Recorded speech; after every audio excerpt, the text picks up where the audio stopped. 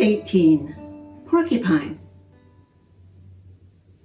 Though the day's light is fading, there's no mistaking his trail through several inches of powdery new snow. His short, scuffing strides, tail sashaying behind, leave an undulating tread that looks like a thick snake slithering through a trough. The trail stops at the base of a sizable beach. I tip my head back and back until my eyes find him at the top. Through binoculars, I see his small, intent face peering out from an all-body parka of fluffed fur. By midsummer, he had begun growing that prodigious double-layered coat. The long, white-fringed hairs and quills I see radiating out from his face and sides and back wick away sleet and snow, keeping his underfur dry. Soft, downy, thick against his skin, this underlayer holds his body heat in against the pull of winter wind. Much of the night, he'll rock in the high branches, as warm as his 98-degree core, as I am in my bed.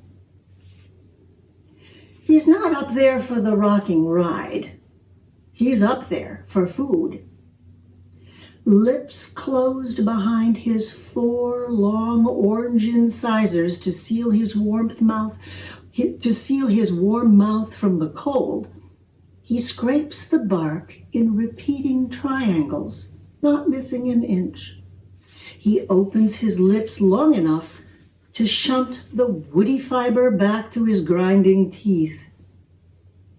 There's not much a body can make of bark, but his gut has adapted to eke from it every available atom of nutrition.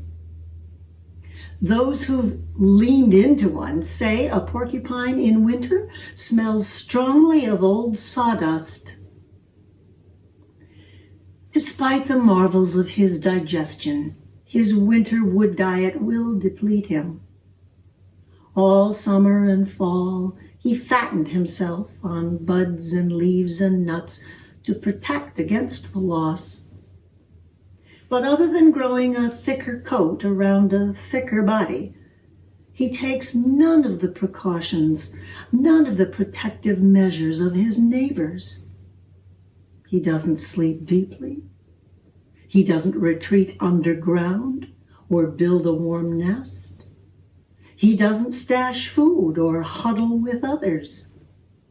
Rather, he exposes himself to the winter's coldest place and time, the treetops, at night.